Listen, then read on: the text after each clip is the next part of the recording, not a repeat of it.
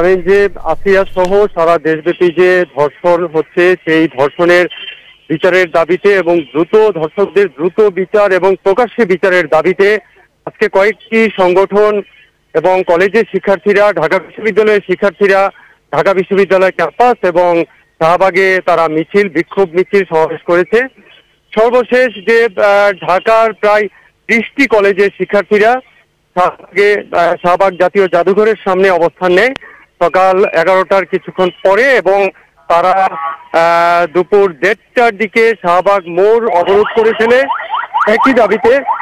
অর্থাৎ ধর্ষকদের সর্বোচ্চ শাস্তি এবং দ্রুত বিচার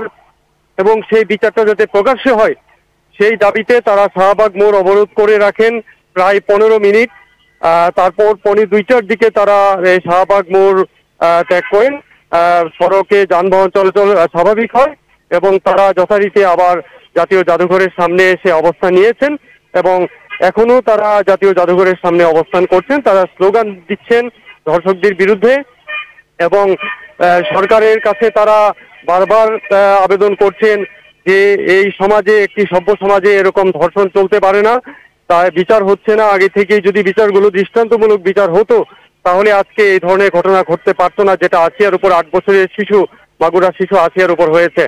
তো এই বিষয়গুলো যাতে চিরতরে বন্ধ হয় সেই জন্যই তারা বেশ কিছু দাবিও সেখান থেকে তুলে ধরেছেন কলেজের শিক্ষার্থীরা। 6টি দাবির 1 নম্বরে কিন্তু তারা রেখেছেন যে ধর্ষকদেরকে জনসম্মুখে অর্থাৎ প্রকাশ্যে তাদের বিচার, ফাঁসি এবং বিচার নিশ্চিত করা, এবং আরো কিছু দাবি আছে যে দ্রুত বিচারের জন্য দ্রুত তদন্ত সম্পন্ন করা এবং তদন্তের সময় যাতে ধর্ষিতাকে সেফে রাখা যায়, নিরাপদে এই কাজটি সম্পন্ন করা হয় এবং এটা যাতে অ্যাওয়ারনেস তৈরি হয়, যা মানুষের মধ্যে যাতে সচেতনতা তৈরির জন্য সরকার কাজ করে এবং মানুষও যাতে সচেতন হয়, এরকম বেশ কিছু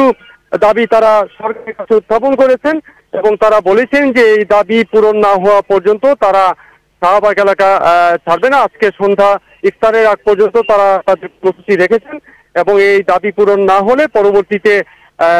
পরবর্তী দিনগুলোতেও তাদের কর্মসূচি অব্যাহত থাকবে বলে আমাদেরকে জানিয়েছেন।